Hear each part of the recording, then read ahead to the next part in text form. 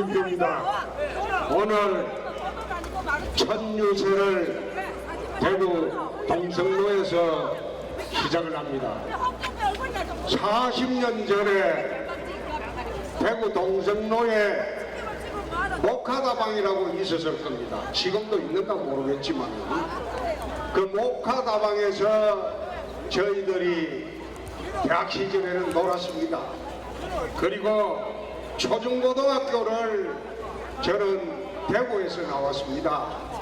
이쯤 되면 제가 TK 적자 맞죠?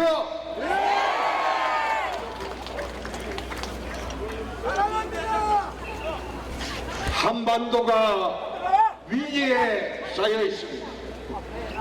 미 항공모함 칼빈슨호가 25일 도미안으로 옵니다. 레이건호와 니미츠 항공모함도 남해로 옵니다. 휴전 이후에 미국 항공모함이 세 척이 동시에 한반도에 진입하는 것은 처음입니다. 그만큼 한반도의 위기가 고조되고 있습니다. 오늘 일본 아베 총리는 한반도에 전쟁이 발발할 시에 일본으로 오는 피난민을 선별해서 받겠다 이렇게 발표를 했습니다. 중국의 우다위 특사가 민주당 문재인 후보를 찾아갔을 때 우다위가 문재인 후보한테 그랬다고 합니다. 오늘 보도를 보니까 북이 한국 대선의 진보 진영을 어렵게 하지는 않을 것이다 그렇게 이야기했다고 합니다. 말하자면 대선 때는 진보 진영을 당선시켜 주겠다 북의 책략이 그겁니다. 도발하지 않겠다는 거예요. 우리 한번 지켜봅시다. 정말 그렇게 하는지 북이 그럼 대선을 끝나고도 도발하지 않고 한국을 협박하지 않을지 우리 한번 지켜봅시다. 한반도의 이런 안보 위기는 극에 달했습니다. 북미 간의 대립은 이제는 극에 달했습니다. 한반도가 우리의 의사와는 상관없이 안보 문제가 미국, 중국, 일본, 북한에 의해서 결정이 됩니다. 그만큼 급박하고 심각합니다. 이런 상황에서 대한민국에서 좌파 정권이 탄생한다면 정말 이 대한민국 살 길이 막막해집니다. 그러면 문재인 좌파 정권을 탄생시키지 않기 위해서 안철수를 찍는다. 안철수는 그 뒤에 누가 있습니까? 박지원이가 있습니다. 대북 송금을 해서 4억 5천만 달러 송금을 해서 북의 핵 개발을 도와준 박지원 대표가 있습니다. 그 당이 실세입니다. 그런데 안철수가 되면 박지원이가 상황이 됩니다. 박지원 대표가 모든 대한민국의 권력은 박지원 대표한테 다가게 됩니다. 어떻게 보면 문재인보다 더 위험한 사람이 안철수입니다. 그러면 이 안철수 후보가 강단이 있고 결기가 있다면 박지원이 물리칠 수 있겠죠. 그런데 TV 토론이나 그 나온 거 한번 보십시오. 사드 배치 한다 안 한다, 촛불 사태 할 때 참석했다가 안 하고, 박근혜 탄핵 할 때 서명받고 설치다가 나중에 여론이 나쁘니까 뒤로 빠지고 오락가락하지 않습니까? 그런 유약한 사람이 대통령이 되면 이 나라 어떻게 끌고 가겠습니까? 결단을 못하죠. 그래서 지금 대한민국에서 모든 문제보다 가장 중요한 것이 안보입니다. 안보를 지킬 사람은 모든 후보 중에서 홍준표밖에 없습니다. 이 홍준표는 집권을 하면 제일 먼저 미국과 협상을 해서 미군의 전술 핵무기를 한반도에 배치하도록 하겠습니다. 그렇게 해서 북한의 핵을 핵은 핵으로 저지하지 않으면 저지할 방법이 없습니다. 두 번째, 이 나라의 군대를 적해병으로 키우겠습니다. 해병과 특전사를 통합해서 해병 특전사령부를 만들어서 유사시에 북으로 침투해서 적의 수뇌부를 제거하고 북해안에 상륙해서 국토를 수복하는 그런 강한 군대를 만들도록 하겠습니다. 이 나라 최대 위기입니다. 그래서 이 나라의 대통령의 조건 중에 제일 첫째가 안보 대통령입니다. 안보가 없으면 경제도 없고 국민도 없습니다.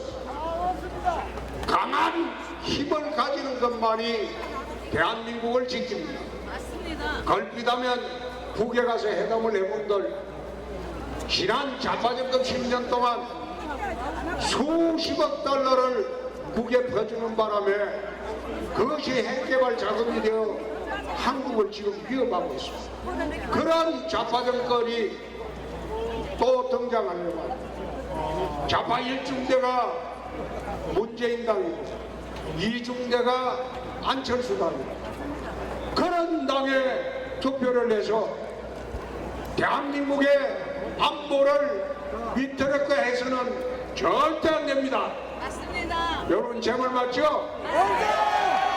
홍준표! 홍준표! 홍준표! 홍준표! 두 번째, 첫 번째는 내 대한민국 안보를 지키는 안보 대통령이 되겠다는 것입니다. 두 번째, 대한민국의 서민을 지키는 서민 대통령이 되겠습니다. 오늘 대전중앙시장을 비롯해서 칠성시장 이 유세 끝나면 내 서문시장을 한번 가보려고 합니다. 대한민국 서민들의 삶과 예환이 서려 있는 곳이 전통시장입니다. 전통시장에서 조그마한 점포를 열어서 5가구 5가족을 먹여 살리는 그런 서민들이 편안하고 잘 사는 나라가 돼요. 아주 어렵게 살았습니다. 7살에 창녕남지를 떠나서 걸어서 이틀 걸어서 대구 신천동으로 이사를 왔습니다. 신천국민학교 2학년 다니고 다시 신앙국민학교로 갔습니다. 신앙국민학교 3학년 다니고 4학년 때는 대구에서 살기가 너무 힘들어서 창녕읍으로 또 내려가서 창녕국민학교 4학년을 다녔습니다. 거기서도 1년을 못 살고 합천으로 또 들어갔습니다. 산골짜기 들어가서 산골 분교에서 5학년 6학년을 다녔습니다. 보리살 2만 메고 대구로 유학을 왔습니다. 영남중학교 대구로 유학을 왔습니다. 그래서 6년 동안 대명동에서 살아 내당동에서 살았고, 비산동에서 살았고, 남산동에서 살았고, 이렇게 돌아다니면서 대구에서 살았습니다. 힘들게 살았기 때문에 내가 서민의 아픔을 누구보다도 잘 아는 사람이에요. 대한민국은 70%에 달하는 우리 서민들이 마음이 변하고 잘 살아야 됩니다. 우리 서민들의 꿈이 뭡니까? 나는 이렇게 못 살아도 내 자식만큼은 출세하고 잘 살아봤으면 좋겠다. 이게 대한민국의 서민들의 꿈입니다. 그렇게 해서 우리 자식들이 잘 사는, 그리고 행복하게 사는 게 우리 서민들의 꿈입니다. 홍준표가 되면 서민복지정책을 전국적으로 실시를 해서 경상남도에서는 4년 전부터 하고 있습니다. 서민 자녀들이 마음 놓고 공부할 수 있는 그런 세상을 만들도록 하겠습니다. 서민 대통령이 되겠습니다.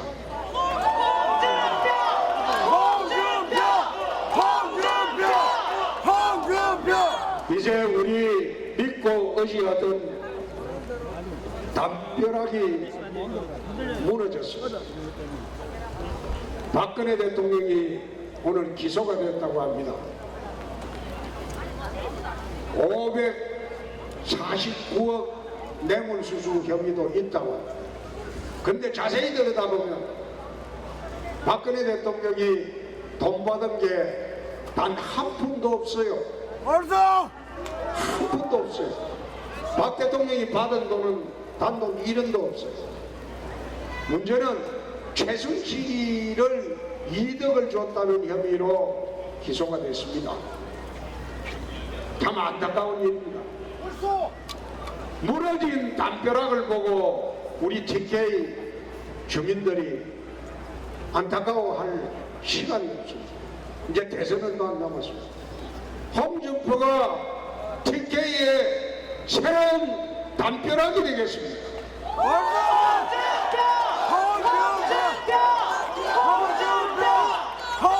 든든한 담벼락이 돼서 홍준표가 5월 9일 직권을 내야지 박근혜 대통령 재판이 공정하게 진행이 될 겁니다.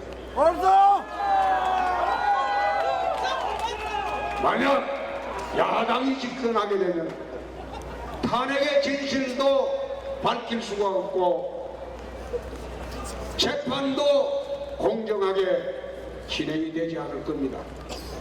5월 9일 홍준표가 이 TK의 든든한 담벼락 대통령이 되도록 하겠습니다.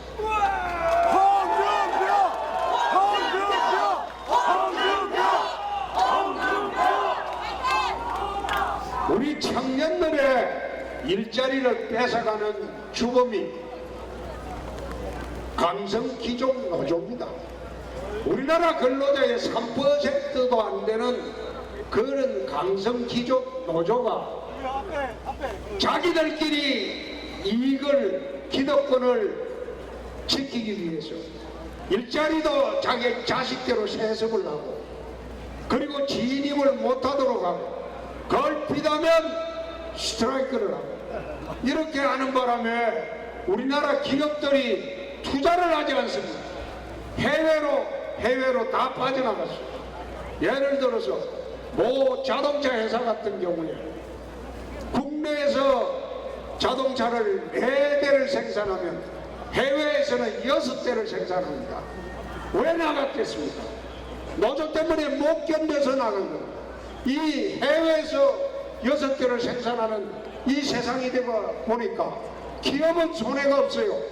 해외에서 이익이 더 많이 나니까 국내로 들어오면 되는데, 그런데 국내 청년들의 일자리는 그만큼 없어진 거예요.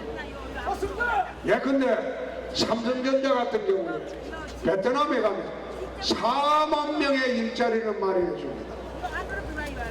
거기에서 나오는 제품들을 수출을 하는데 베트남 전체 수출액의 5%를 삼성전자가 수출합니다. 왜 기업들이 국내 투자를 기피하고 해외로 나갔겠습니까? 이미 대한민국의 기업들은 글로벌 기업이 돼서 우리나라 투자 안 해도 기업은 돈은 더 많이 법니다. 제가 경남지사를 하면서 어느 기업체에 하동 갈사만 매립을 하는데 100만 평을 줄 테니까